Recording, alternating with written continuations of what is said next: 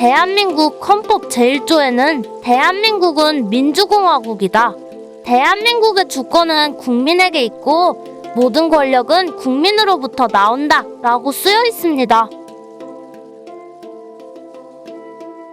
그러나 134년 전에 공포됐던 메이지 헌법, 즉 대일본 제국 헌법 제1장 제1조에는 대일본 제국은 만세 일개 천황이 통치한다 라고 쓰여 있습니다. 그리고 제5조에는 천황의 입법권 행사를, 제7조에는 천황의 의회 해산권을, 그리고 제11조에는 천황이 육해군의 통수권을 가진다라고 쓰여 있죠. 그런데 말입니다. 우리가 오늘 눈여겨봐야 할 것은 제11조, 바로 국가에 있어 최후의 주권이라 말할 수 있는 군 통수권이 국민의 손이 아니라 왕을 통해 군인들의 손에 쥐어졌었다는 것입니다. 지금으로부터 134년 전인 1889년 2월 11일에 공포됐던 일본 제국 헌법, 그로부터 48년 후인 1937년 당시 깨어있는 일본의 정치인들은 군부의 폭주를 막기 위해서는 군권을 군인이 아닌 민간인 출신 정치인에게 양도해야 한다고 생각하고 있었습니다. 군부에 대한 최소한의 통제를 위해서라도 말이죠. 그러나 이에 대해 당시 일본 군부는 군 통수권에 대한 조그마한 움직임이라도 보이면 메이지 헌법 제1장 제11조를 들먹이며 압박을 했습니다. 군 통수권은 신성한 천황의 권한이다. 감히 천황의 통수권을 침범하려 하는가? 라면서 말입니다. 그리고 한 발 더 나아가 만약 내각이 군의 의지와 상반된 정책을 제시하면 육군 대신 사퇴카드를 이용해 내각을 무너뜨리곤 했습니다. 만약 육군 대신이 사퇴하면 다음 육군 대신이 임명될 때까지 내각은 총사퇴한다. 라는 말도 안 되는 법령으로 말입니다. 물론 육군 대신의 임명권은 천황에게 있었습니다. 하지만 군부에서 제청권을 가지고 있었기 때문에 언제든 육군 대신의 거취를 조정할 수 있었고, 이로 인해 군부는 사실상 자신들이 내각의 운명을 좌지우지할 수 있었습니다. 여기에 더해 육군 대신이 될 수 있는 자격을 현역 장성으로만 제한하기도 했습니다. 또한 육군 대신에 올랐던 인사들은 대부분 주전파이거나 아니면 통제파의 하수인 노릇을 충실히 하는 바지사장 같은 자들이었습니다. 군부의 문민화는 요원 그 자체였던 것이죠.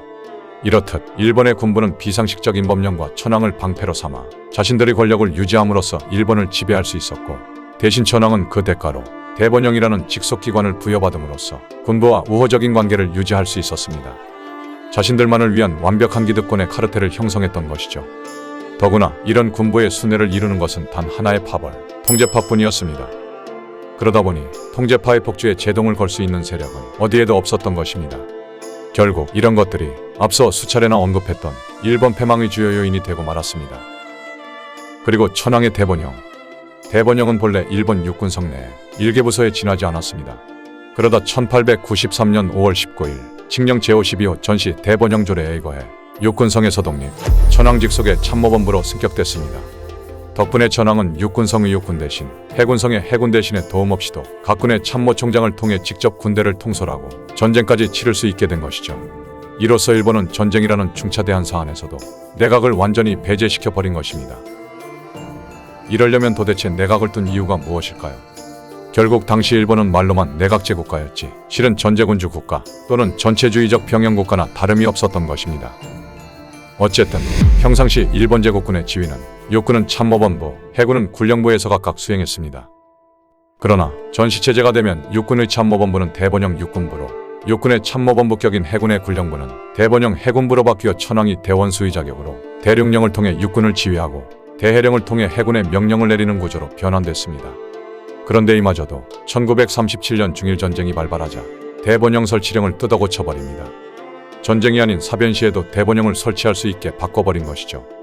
전쟁에까지 이르지는 않았으나 경찰의 힘으로는 막을 수 없어 군대의 무력을 사용하게 되는 상태, 즉 사변 시에도 대번영을 구성할 수 있다 라고 말입니다. 그런데 여기에는 두 가지 노림수가 있었습니다. 그 첫 번째 노림수는 국제정치적인 이해관계 때문이었습니다. 당시 일본은 어쩔 수 없이 맺은 각종 조약 때문에 전쟁을 제대로 수행할 수 없는 국가였습니다. 다만 몇 번의 군사행동을 통해 중국으로부터 몇 개의 조계와 치외법권을 확보했을 뿐이었죠. 그런데 이마저도 향후 자위적인 전쟁을 제외한 다른 군사적 침공행위는 없을 것, 그리고 이를 위반 시 그동안 얻은 모든 기득권을 포기할 것 이라는 조약의 제한사항에 걸려 있었습니다. 1922년 8월 5일 워싱턴 회의에서 체결된 구국 공약과 1928년 8월 27일에 맺은 켈로그 브리앙 조약이 바로 그것이었죠. 그러므로 만약 다시 전쟁을 일으킨다면 위의 조약들을 위반하게 됨으로써 그동안 점령지에서 누려왔던 모든 기득권이 무효화될 수도 있었던 것입니다. 이 때문에 이런 기득권을 유지하며 전쟁을 도발하기 위해선 전쟁인 듯하나 전쟁이 아닌 폭력사태, 즉 사변이라는 단어가 반드시 필요했던 것이죠. 아주 손바닥으로 하늘을 가리는 격이었습니다. 그러다 보니 일본은 만주를 침공했던 만주전쟁도 만주사변이라 부르게 되었고, 이후 벌어진 모든 침략 행위에는 반드시 사변이라는 단어를 붙이게 된 것입니다. 그래서 패망한 지 78년이 지난 지금도 일본은, 특히 일본의 우익들은 중일전쟁을 진화사변이라고 부르고 있죠. 패전이 산물인 기존의 평화헌법을 바꿔 어떻게든 다시 전쟁을 할 수 있는 국가가 되고 싶어 꿈틀거리는 작금의 일본. 군국주의의 망령, 그 끔찍한 기억이 다시 떠오르는 건 과연 기우에 불과한 것일까요? 그리고 두 번째 노림수, 그것은 군부의 모든 군사적 행위를 사변이라 칭하면 바뀐 설치령의 규정에 따라 국가를 항구적인 전시 총동원 체제로 변환시킬 수 있기 때문이었습니다. 즉 모든 사회 요소를 군국주의를 기반으로 하는 전체주의 국가로 바꿀 수만 있다면 군부와 이에 엎인 천황이 보다 강력한 철권 통치가 용이해지니까 말이죠. 그러나 일본의 문제는 여기에서부터 시작되고 있었습니다. 이것이야말로 바로 패망의 씨앗이었으니 말입니다. 어쨌든 중일전쟁 발발 직후 일본 군부는 중국과의 전쟁을 만주사변의 연장선 정도로 생각하고 있었습니다. 이때 우리는 중국 대륙을 3개월 이내에 완전히 장악하겠다. 라고 말하던 육군 대신 스기야마 하지메의 호언장담을 눈여겨볼 필요가 있습니다. 당시 일본 군부는 중국군을 얕잡아보고 있었습니다. 그리고 만주사변 때처럼 단기간에 끝낼 수 있을 것이라 자신했었습니다. 심지어 루가오차오 사건 직후 일본 군부 내 강경파들은 이 기회에 허베이 5개 성까지 접수해 괴뢰국을 하나 더 세우자. 라며 전선확대까지 주장했습니다. 하기야 일본 군부 입장에서는 이런 생각을 할 법도 했죠. 당시 일본군은 만주사변, 열화사변, 상하이사변 등을 일으키며 중국 영토를 효율적으로 갉아먹었던 경험이 있었기 때문이죠. 그리고 그때마다 중국은 무기력하게 끌려다녔습니다. 마치 무섭게 노려만 봐도 사탕을 내주는 겁쟁이 꼬맹이같이 말이죠. 이런 경험 때문에 일본은 자신들이 도발한 소위 루가오차오 사건 역시 가벼운 나들이쯤으로 생각했던 것입니다. 하지만 그들이 간과했던 존재가 하나 있었죠. 그것은 자신들을 개화시켰던 평균 수심 4280m, 최대 수심 1911m인 태평양을 무려 16,000km 이상 건너가야 닿을 수 있는 곳, 마치 그들에겐 아버지와도 같은 나라 미국이 있었던 것입니다. 그런데 그런 미국이 일본이 중일전쟁을 일으키기 2년 전인 1935년 중립법을 통과시켰던 것입니다. 침략전쟁을 일으킨 국가에는 무기 및 전쟁에 필요한 모든 물자와 원료의 수출을 금지하고 금융거래를 제한하며 자산을 동결시킨다 라는 내용으로 말입니다. 결국 이런 미국의 중립법은 경제의 상당 부분을 미국에 의지하고 있던 일본으로서는 재앙과도 같은 존재일 수밖에 없었습니다.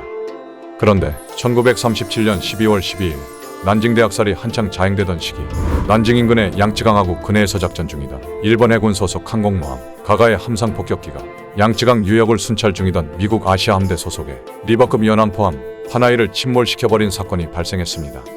그러자 미국의 대통령 프랭클린 루스벨트는 이런 일본의 침략 행위를 더 이상 봐줄 생각이 없어져 버립니다.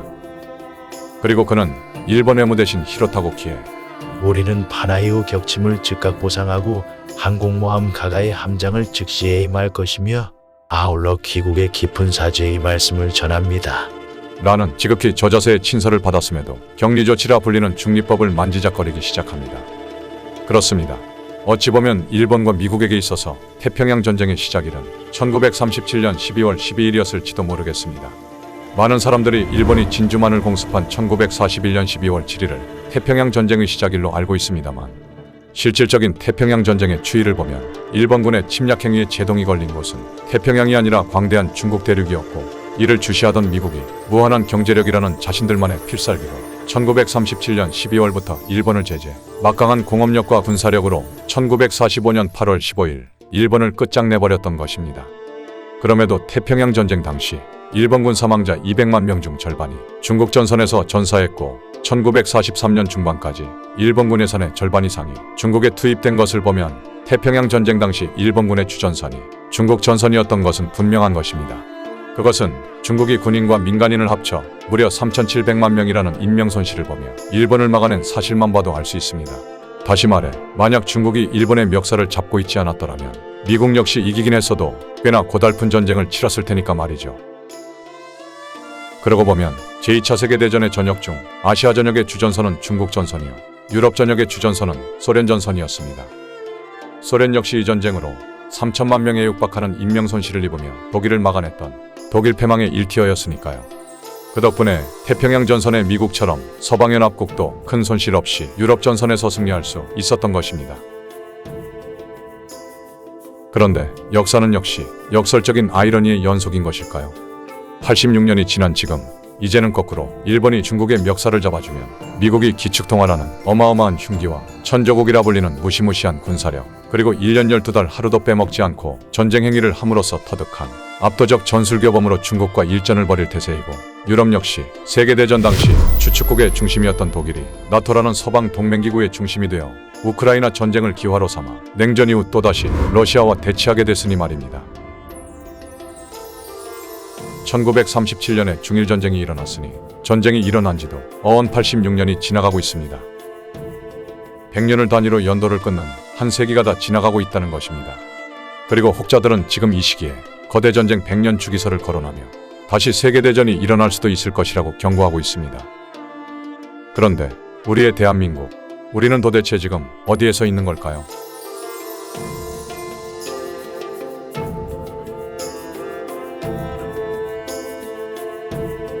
어쨌든 1937년 7월 8일 스기야마 하지메, 도조 히데키, 스지마 사노부, 무타구 치레냐 등 전쟁 광신자들이 루가오차오 사건을 일으키고 확전을 결의하고 있을 때 장제스는 이전의 중국과는 다르게 결의에 찬 모습을 보여주고 있었습니다.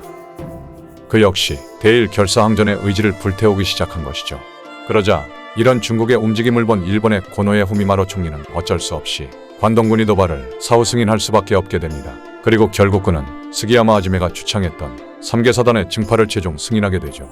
그러자 일본의 군부는 진화사변을 신질서의 구축이라는 경제적 정치적으로 조선과 타이완, 중국 대륙을 통합시키는 대동아 건설이라는 슬로건과 함께 우리는 공산주의를 응징하는 성전을 이해하지 못하는 장제스와 중국을 각성시키기 위해 출병한다. 라는 반공전선으로 다시 한번 포장했습니다. 그런데 대동아의 건설과 반공전선으로 인한 이익이 발생하면 도대체 그건 누구를 위한 이익일까요? 다자주의가 대세인 2023년, 지금 우리에게 증오와 우정이라는 정의는 아무런 의미가 없을 수도 있습니다. 우리의 생존과 지속적인 번영을 위해선 냉철한 지성에 의한 판단과 열정적인 자긍심, 그리고 민주주의로 똘똘 뭉친 시민정신이 더 필요할 때입니다. 그러면 다시 1937년으로 돌아와 우리는 당시 일본 총리였던 고노에 후미마로에 대해 잠시 살펴볼 필요가 있습니다. 고노에 후미마로, 그는 과거 수백 년간 일본을 통치한 적이 있는 후지와라 가문의 후손이었습니다. 그런 그를 2.16 사건 이후 참혹한 나날을 보내고 있던 노정계 사이온직인 모치가 히로히토에게 추천했던 것입니다. 그러나 건강이 좋지 않았던 45세의 고노에는 처음에는 이를 거절했었죠. 하지만 그는 일본의 상황이 몹시 위중하다고 설파하는 사이온지의 설득에 넘어가 어쩔 수 없이 총리 직책을 수락하게 됩니다. 또한 당시 일본 국민들도 기성 정치인들을 별로 신뢰하지 않고 있었고 군부 통치가 계속되는 것 또한 두려워하고 있었습니다.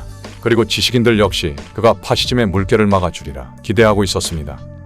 심지어 군부 인사들까지도 그가 정치에 욕심이 없다고 여겼었기 때문에 그가 총리에 임명되는 것을 환영하고 있었습니다.